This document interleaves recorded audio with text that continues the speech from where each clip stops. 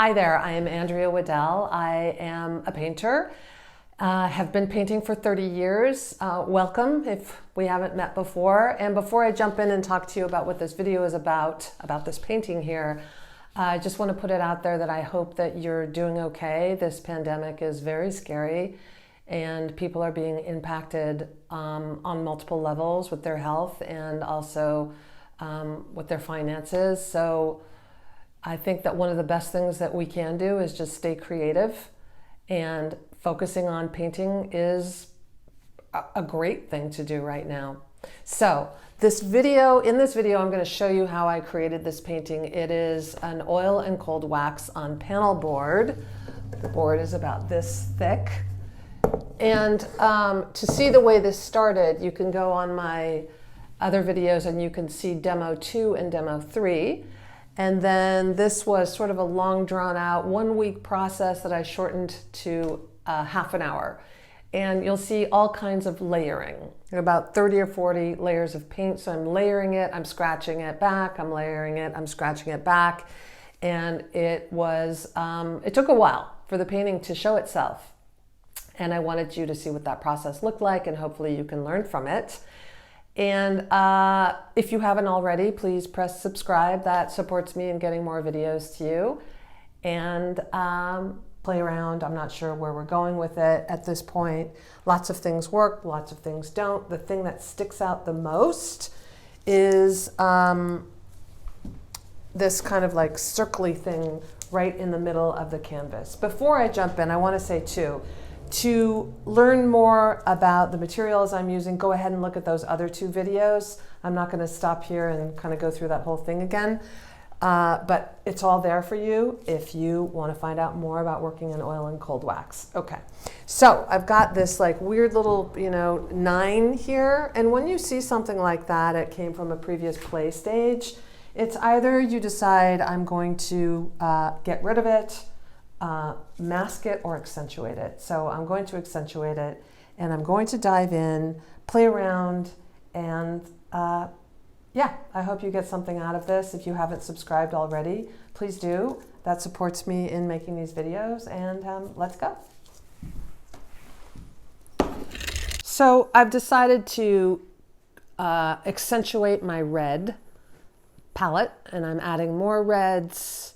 And I'm going to be scraping back some of the paint. All the colors that I'm using are going to be down below for you to look at. Using steel wool, scraping it back, and then adding some really beautiful pink now on that scraped back part. Moving my canvas around, turning it around. Haven't committed to a composition yet. Looking for some lines.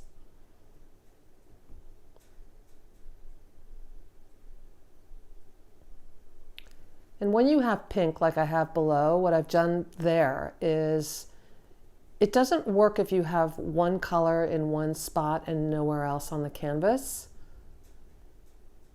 So if you see a color isolated, find another place to put it down to just bring harmony to the composition.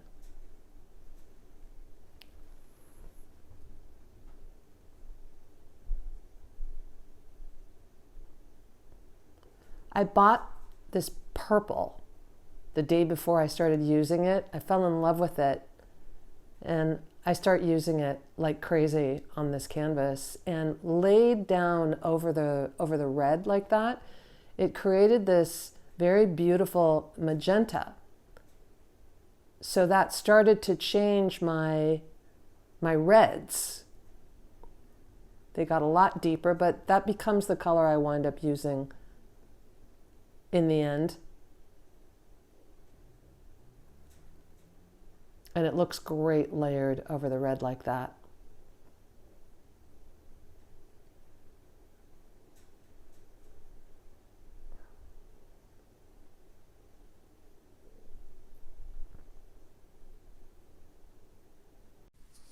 So I still haven't decided what I'm going to do with this, but for the moment, I'm going to keep this interesting shape here, and I'm going to do some texture building.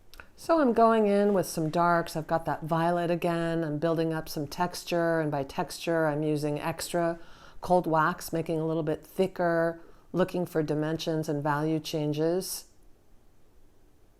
Adding some darks when I see a light color. If you just want to use a little bit of a darker value, it just adds something interesting. And interesting and changes and differences is kind of what we're looking for.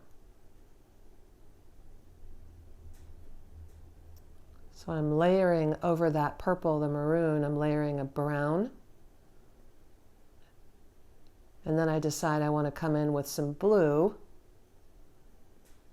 because everything on the canvas is very warm. So I'm starting to add some cool colors, seeing what that does to it.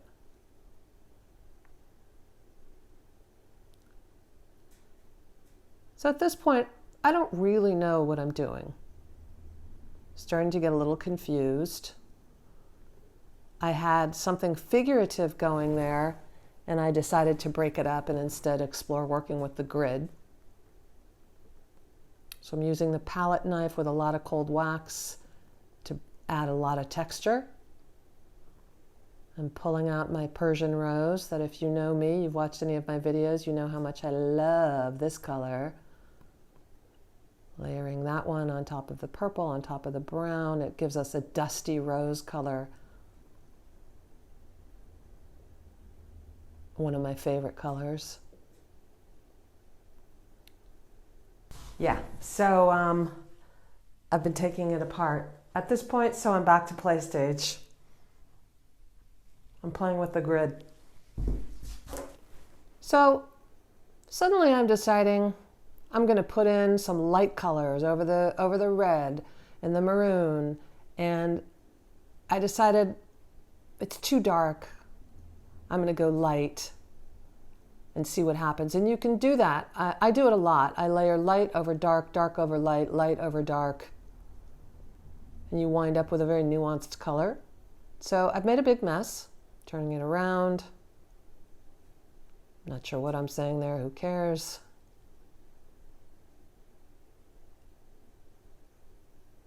And as I layer these lights down over the darks, now I've completely changed the color scheme.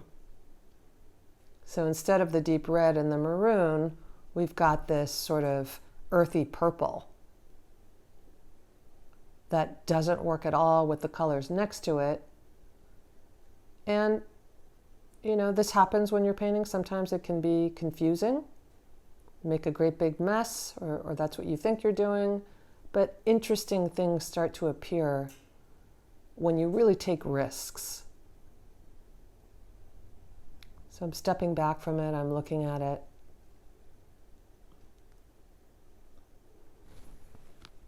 Yeah, and that pink scribble is adding absolutely nothing to my composition, so it has to go. I know, I did love you, little pink thingy, but you were doing nothing. Yeah. I'm sorry, pinky thing. You didn't make the cut.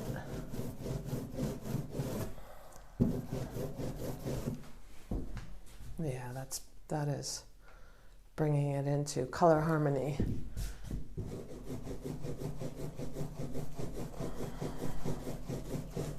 I brought in some of that hematite violet mixed in with a little bit of pink, radiant white.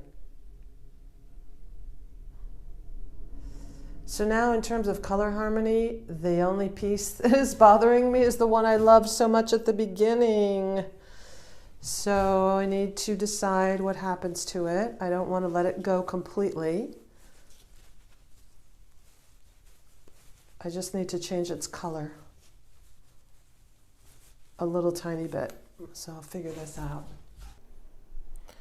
So now I'm going crazy and I'm starting to destroy the canvas, and I'm adding whites, and I'm kind of irritated at this point with the whole canvas, and I'm messing it up. I thought I had harmony there, and then I decided that I didn't.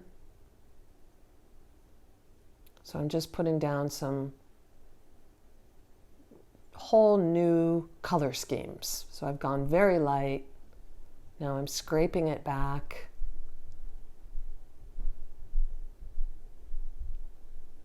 and I wind up keeping that very, very white bit there to the right.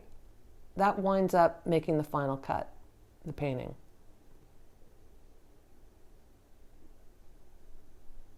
Because it's so vibrant. No, actually, I think it's the one, no, yeah, it's the one to the right.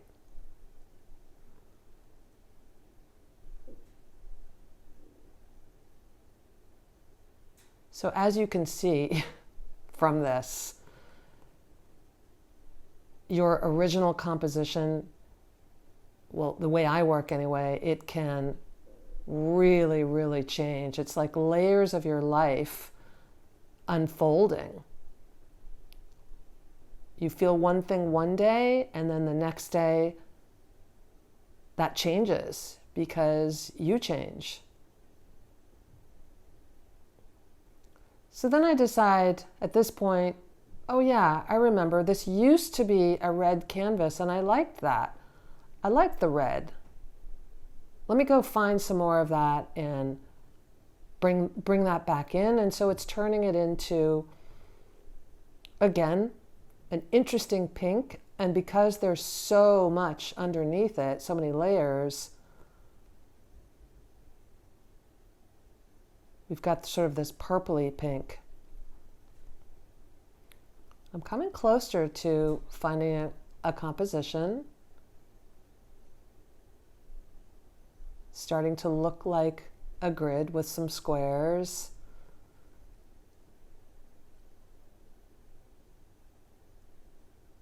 And then I get rid of that composition. You can see I'm back to layering dark. I really wanted you to see how sometimes it can be very chaotic like this and not to be afraid of that. So now I have almost destroyed it all over again. Oh my God. Coming back in with that purple that I loved. Just trusting that there are lots of layers underneath there that I can scrape back and find, and that now I'm getting closer to the final composition. I hope you enjoyed that. Gave you some tips and gave you some sort of process ideas for working with your paintings and letting them emerge with lots and lots of different layers.